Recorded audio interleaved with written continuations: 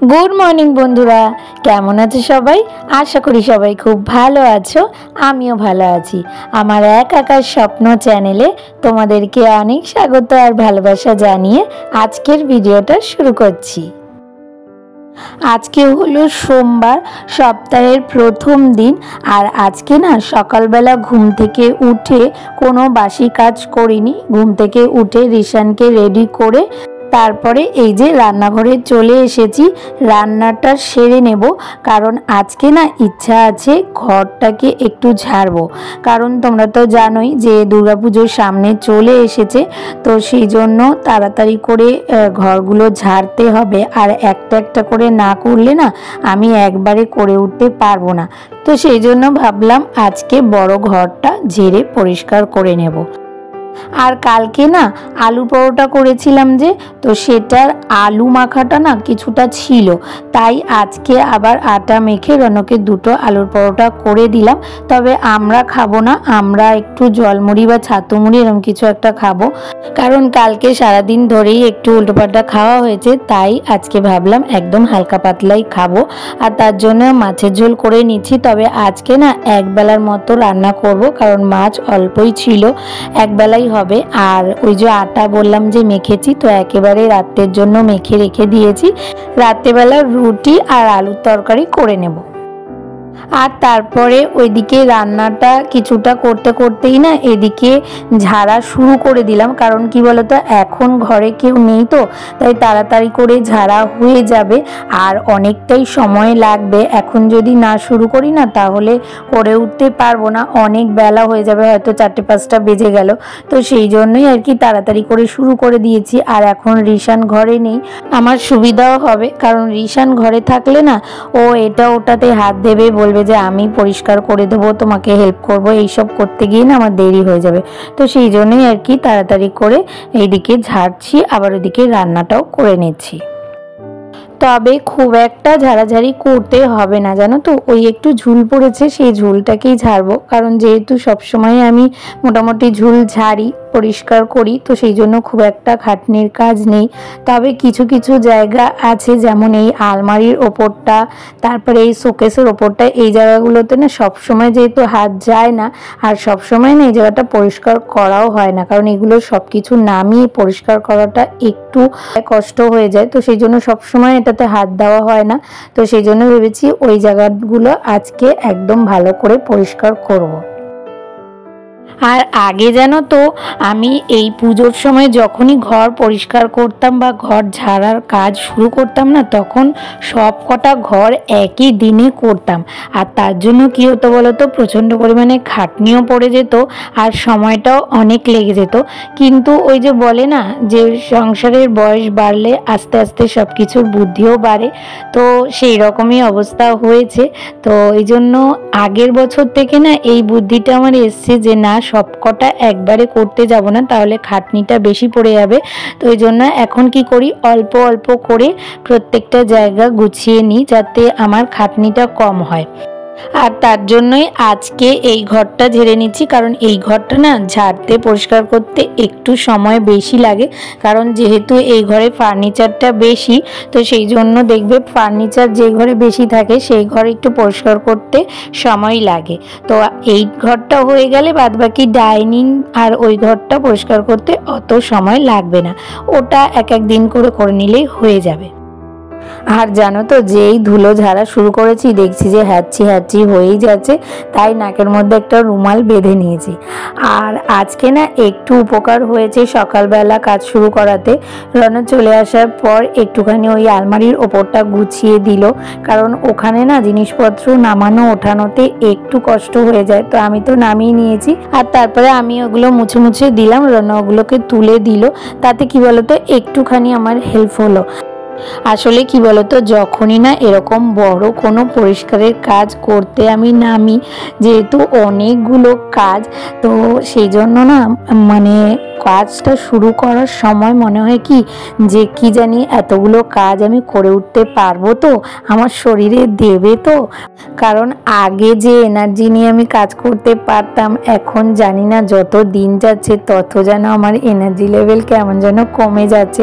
তার জন্যই আর কি একটু একটু চিন্তা হয়ে যায় যে শরীরে আদৌ দিয়ে উঠতে পারবো কিনা, বা সব কটা কাজ সময়ের মধ্যে শেষ করতে পারবো কিনা। কারণ সময়ের মধ্যে শেষ না করতে পারলে ওইদিকে রিশানের খাওয়া দাওয়া স্নান ওগুলোও আছে।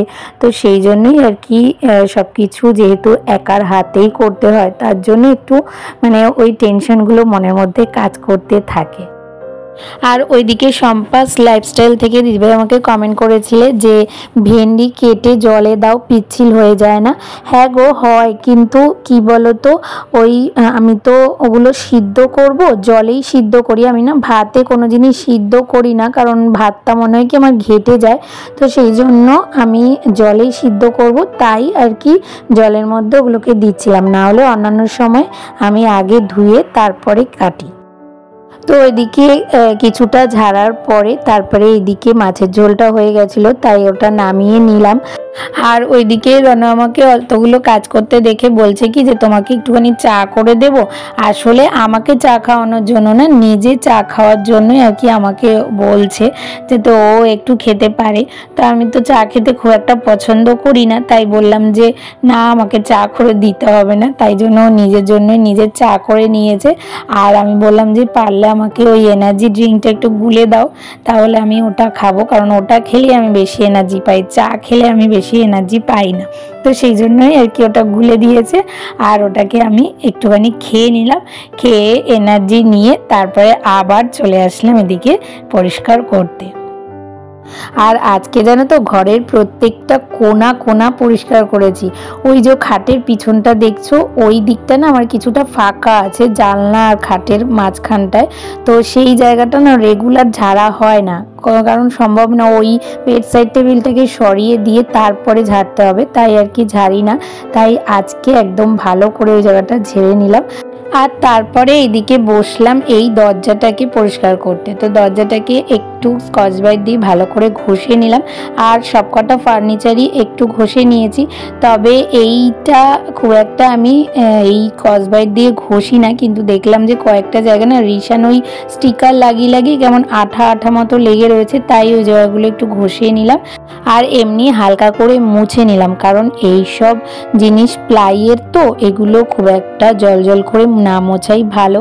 তবে ওই সাদা যে আলমারিটা আমি বানিয়েছি, ওটা বলেছিল যে হালকা যখন নোংরা হবে, যেহেতু ওটা সাদা, তো অল্প একটু স্কচ ব্রাইট দিয়ে হালকা ডলে নেওয়া যাবে, তাহলে পরিষ্কার হয়ে যাবে। তো সেই জন্য আর কি আমি একটুখানি ওটা পরিষ্কার করি।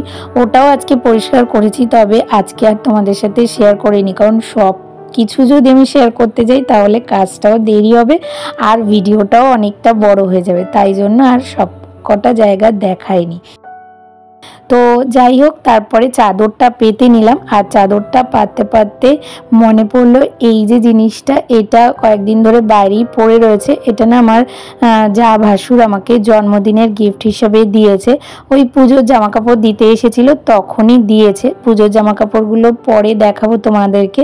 তো এটা যেহেতু ঢুকিয়ে দেবো ভেতরে, তাই ভাবলাম তোমাদেরকে দেখিয়ে দিই। দেখো কি সুন্দর না হটপটটা, সাদা না পুরো ওই অফ হোয়াইট কালারের।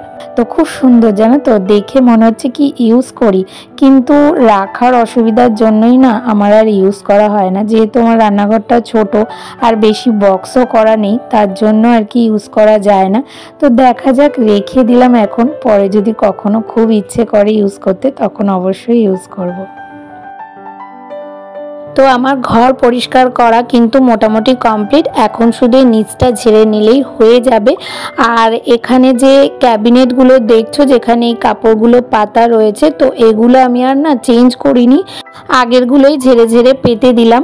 কারণ কি বলতো, আর তো মাত্র ওই 1-2 সপ্তাহ বাকি আছে, তারপরেই তো আমি এখানে বললাম না ঘরটা আমি সুন্দর করে সাজাবো, তখন এখানে সুন্দর সুন্দর কাপড় পাতবো।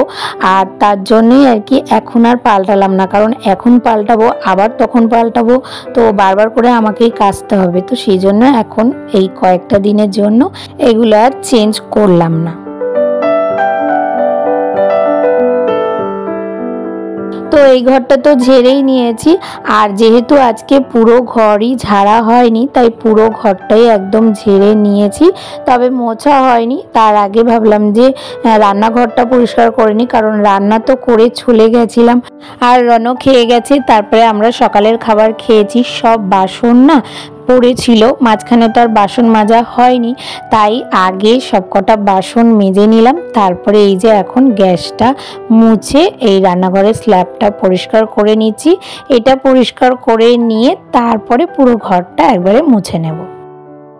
আর বুদ্ধি করে জানো তো, সকালবেলা কাজ শুরু করেছিলাম বলে এখন আমার কাজটা কিন্তু অনেক তাড়াতাড়ি শেষ হয়ে গেল।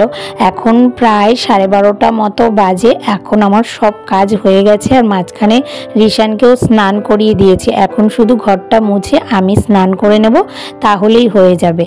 আর আগে জানো তো আমি এই কাজই সারাদিন ধরে করতাম, তখন তো ভিডিও করতাম না।